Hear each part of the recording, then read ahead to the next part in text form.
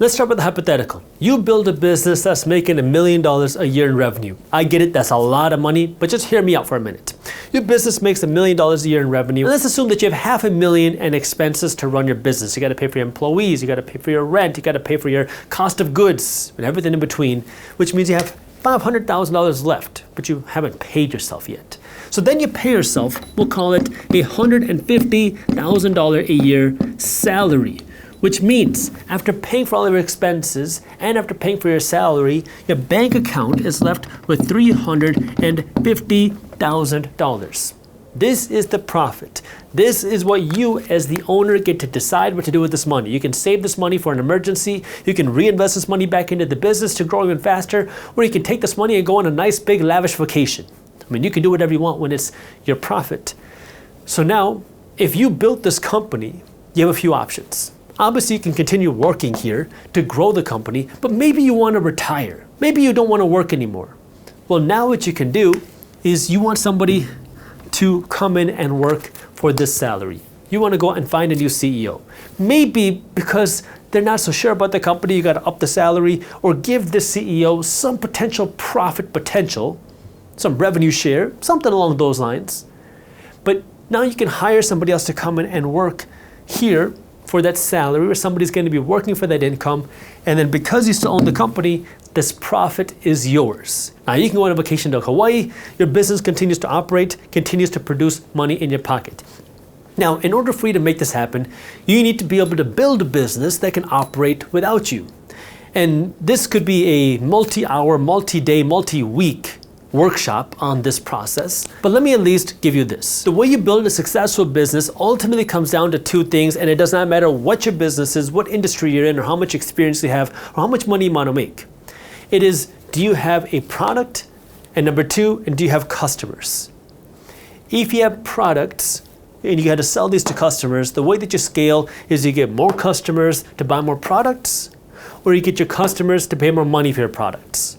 That's how you win. It doesn't matter if you're selling guacamole or if you're selling market analysis to the guacamole factories. It ultimately comes down to this. So what you want to think about first is, what is this product that you can sell? Where is something that you can create? What's something that you can innovate? What's something that you care about, that you see a problem that you can solve? Once you understand what this product is, something that you can actually do, now you got to figure out who you're going to sell it to.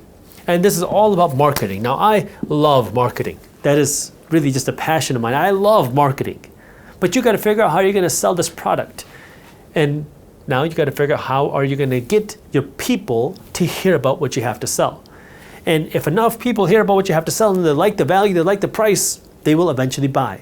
And this is what you have to be focused on. What is your product? What issues can you solve? And how do you get it into the eyes of customers? And there are so many great books. There are so many great podcasts. There are so many amazing resources that you can get for free to low cost that can help you with this. So just go out, start learning. And if you want to learn how you can build a business that you can separate yourself from, there's a great book called Built to Sell. I would highly recommend you go out and read that. Now we're really starting to piece this together. Wealth is when you have enough cash flow from your investments to pay for your expenses. How do you get that cash flow? Number one, you got to understand the difference between a salary and a profit, because if you want to be able to build that type of wealth, you need profits. Number two, you have to understand, how do you get those profits? You can either buy those profits or you can build access to those profits. Number three, we talked about how do you buy the assets, how do you buy the profits. Number four, we talked about how do you build the profits, meaning how do you build the equity, how do you build the ownership in an asset that can pay you with the profits. And then in order to make this all happen, you have to understand number five, which is the mindset. Because the reality is you can understand the game, but if you have a broke mindset, if you have a loser mindset, if you have a scarcity mindset, it is going to be impossible for you to see any success. Because you're going to be the person that sabotages your own success. You're going to be your own biggest roadblock. You're going to be your own biggest hurdle. And this is where you got to work on your own mindset as well. Start reading some personal development books, some self-development books. Watch and listen to some podcasts on personal development. Work on your mindset and how you can think bigger. Because the reality is all success starts in your mindset. You have to see the wealth in your mind before you can see it in your bank account. And when you start to adopt that mindset and you start to see what's really important to you, well, then you'll be willing to make sacrifices. Because the reality is none of this happens. I don't care what you want to do. None of this is going to happen without some sort of sacrifice. You're going to have to work hard. You're going to have to sacrifice some evenings, some weekends, some holidays. But you're going to have to sacrifice some sleep. And you know what else? You might have to sacrifice some nice things. You might not be able to go out and eat at some fancy restaurants as you're working to get your money right.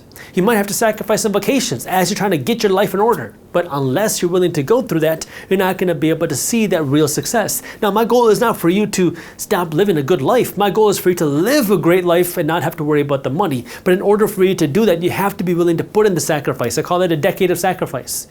A decade of spending less and earning more so you can invest like crazy. Work to build. If you put a decade into building, you will have the rest of your life to enjoy. But you got to be willing to put in the work. That way you can actually grow and build, buy your assets, get that profit, and build your wealth. Because this is what wealthy people are looking to do. This is the game that wealthy people are looking to play. Everybody else is playing this game right here. They're working, how can I increase my salary? How can I make more money? Which is fine. I'm not saying don't do that.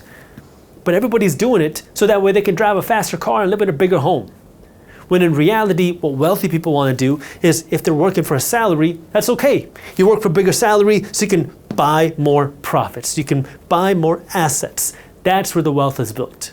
And this is the game the wealthy people play versus the majority of everybody else does not even understand. If you enjoyed this clip and you want to continue your financial education journey, I have another video that I think you'll love. All you got to do is click that button right over there. And for those of you who want to stay up to date on the top finance and business news, you can join Market Briefs, my free financial newsletter, by clicking that button below. Thank you for watching, and I'll see you in the next one.